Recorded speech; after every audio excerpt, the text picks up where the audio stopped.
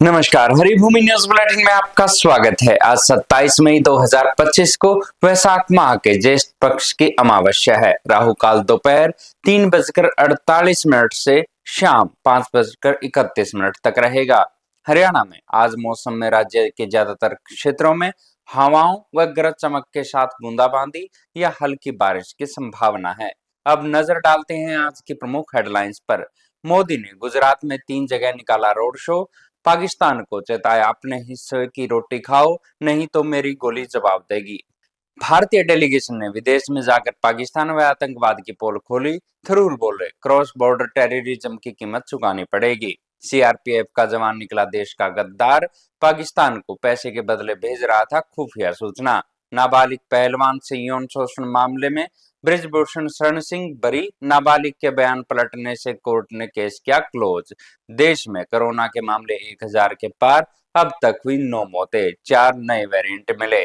73 साल बाद सऊदी अरब कर रहा है शराब पर बैन हटाने की तैयारी, विदेशी पर्यटकों को बढ़ाने के लिए कर रहा है बदलाव। कुवैत सरकार ने 37,000 से अधिक लोगों की नागरिकता रद्द की, 26,000 महिलाएं शामिल। अब खबरें विस्तार से। सबसे पहले बात करते हैं पीएम मोदी के 2 दिवसीय गुजरात दौरे की। प्रधानमंत्री सोमवार को गुजरात के बड़ोदरा पहुंचे। उन्होंने एयरपोर्ट से एयरफोर्स गेट तक करीब 1 किलोमीटर लंबा रोड शो संदूर सम्मान यात्रा के नाम से निकाला। पीएम मोदी के स्वागत के लिए कर्नल सोफिया का परिवार भी पहुंचा। पीएम मोदी ने दाहोद और भुज में भी रोड शो किया। भुज में उन्होंने कहा कि भारत पर आंख उठाने वाले किसी भी कीमत पर बख्शा नहीं जाएगा। उन्होंने पाकिस्तान को चेतावनी दी कि सुख चैन से जियो और अपने हिस्से की रोटी खाओ, नहीं तो मेरी गोली तो है ही। दाहोद में पीएम मोदी ने ऑपरेशन सिंदूर का जिक्र करते हुए कहा कि जम्मू कश्मीर के पहलगांव में आतंकियों ने 140 करोड़ भारतीयों को चुनौती दी थी। हमने भी आतंकी ठिकानों को मिट्टी में मिला दिया। उन्होंने कहा कि जब कोई हमारी बहनों का सिंदूर को मिटाने की कोशिश करेगा तो उनका मिटना तय है। आतंक को फैलाने वालों ने सपने में भी नहीं सोचा होगा कि मोदी से मुकाबला करना कितना मुश्किल होगा। इस दौरान पीएम ने भुज में 53,400 करोड़ रुपए के 31 प्रोजेक्ट का शिलान्यास किया और ई लोकार्पण भी किया। वहीं कुछ में महिलाओं ने उन्हें सिंदूर का पौधा भेंट में दिया। मोदी ने कहा कि मेरी माताओं व बहनों की ओर से दिया गया ये सिंदूर का पौधा अब पीएम हाउस में लगेगा, अब ये वट वृक्ष बनेगा।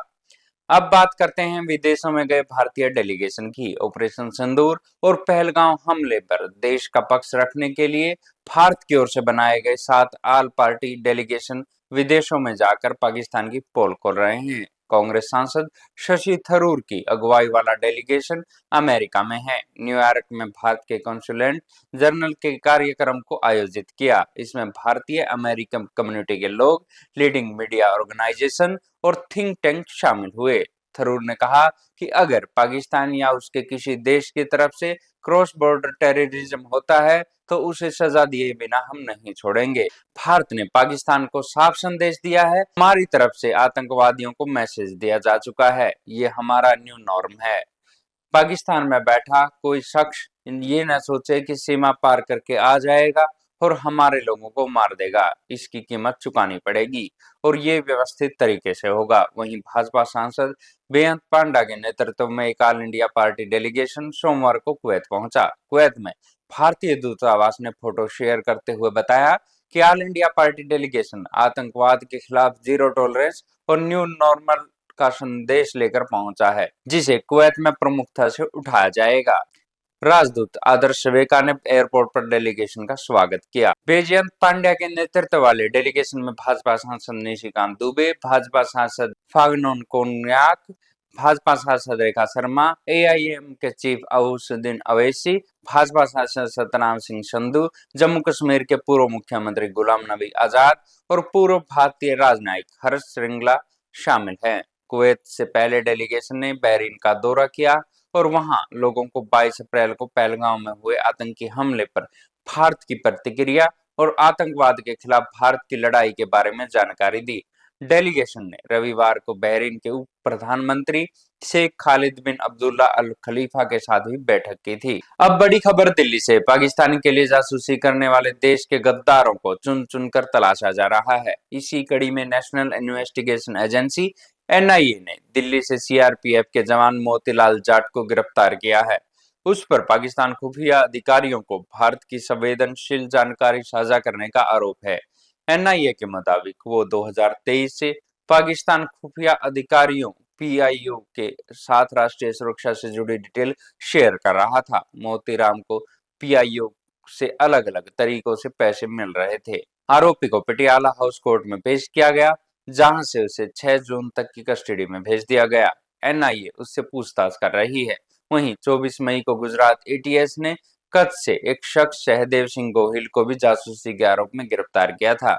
इधर 15 मई को हरियाणा के हिसार से यूट्यूबर ज्योति मल्होत्रा को पाकिस्तान के लिए जासूसी करने के आरोप में गिरफ्तार किया था। 2 बार रिमांड पर लिए जाने के बाद सोमवार को ज्योति को कोर्ट में न्यायिक हिरासत में भेज दिया गया। अब खेल जगत से बड़ी खबर। दिल्ली के पटियाला हाउस कोर्ट ने कुश्ती संघ के पूर्व अध्यक्ष व पूर्व भाजपा सांसद बृजभूषण शरण सिंह को नाबालिग पहलवान से यौन शोषण मामले में बरी कर केस क्लोज कर दिया गया है। पिछली सुनवाई में नाबालिग अपने बयान से पलट गई थी, जिसके बाद कोर्ट ने ये निर्णय लिया। नाबालिग ने 1 अगस्त 2023 को बंद कमरे में हुई सुनवाई के दौरान कहा था कि उसने किसी राजनीतिक या भावनात्मक दबाव में आकर ये आरोप लगाए थे। ऐसी कोई घटना नहीं घटी थी जिससे वो खुद को पीड़ित मानती हो। इस बयान के बाद कोर्ट ने इसे गंभीर परिवर्तनीय साक्ष्य माना था। इस फैसले पर बृजभूषण सिंह ने कहा कि ये बजरंगबली और प्रभु श्री राम का आशीर्वाद है कि मुझे इस मामले में पहली बड़ी जीत मिली है। कथित पहलवानों के भड़काने से नाबालिग पहलवान ने मेरे ऊपर आरोप लगाया था, लेकिन जब उसको सच्चाई का पता चली तो उसने सही बयान दिया था, जिसके आधार पर कोर्ट ने उस मुकदमे को खत्म कर दिया है। मैं सबसे पहले अयोध्या पहुंचकर बजरंगबली का आशीर्वाद लूंगा। उन्होंने कहा कि जल्द ही जो अन्य महिला पहलवानों के मामले चल रहे हैं, उसको लेकर हम हाई कोर्ट पहुंचे हुए हैं। वो मुकदमे भी जल्द ही खत्म हो जाएंगे। उनमें कोई सच्चाई नहीं है। अभी बृजभूषण शरण सिंह पर 5 महिला पहलवानों से यौन उत्पीड़न का केस जारी है। बता दें कि ओलंपियन विनेश फोगाट व बजरंग पुनिया जैसे बड़े पहलवानों ने बृजभूषण शरण सिंह के खिलाफ कई दिनों तक दिल्ली में आंदोलन कर मामला दर्ज करवाया था। इस आंदोलन के बाद विनेश व बजरंग दोनों ही कांग्रेस में शामिल हो गए थे। अब विनेश फोगाट हरियाणा के जुलाना से विधानसभा से कांग्रेस की विधायक हैं। अब खबर कोरोना के बढ़ते मामलों की। भारत में कोविड-19 के मामले लगातार बढ़ रहे हैं, जो 1000 के पार हो गए हैं। देश में कोरोना के सबसे ज्यादा 430 मरीज केवल केरल में मिले हैं। वहीं राजस्थान, महाराष्ट्र, बंगाल और कर्नाटक में कुल 9 मरीजों की मौत हुई है। हालांकि इनमें से कईयों को दूसरी गंभीर बीमारियां भी थी। इनके अलावा महाराष्ट्र में 209, दिल्ली में 104, गुजरात में 83, कर्नाटक में 47 केस शामिल है। उत्तर प्रदेश में 15 मरीज मिले हैं, तो हरियाणा में 9 केस दर्ज किए गए हैं।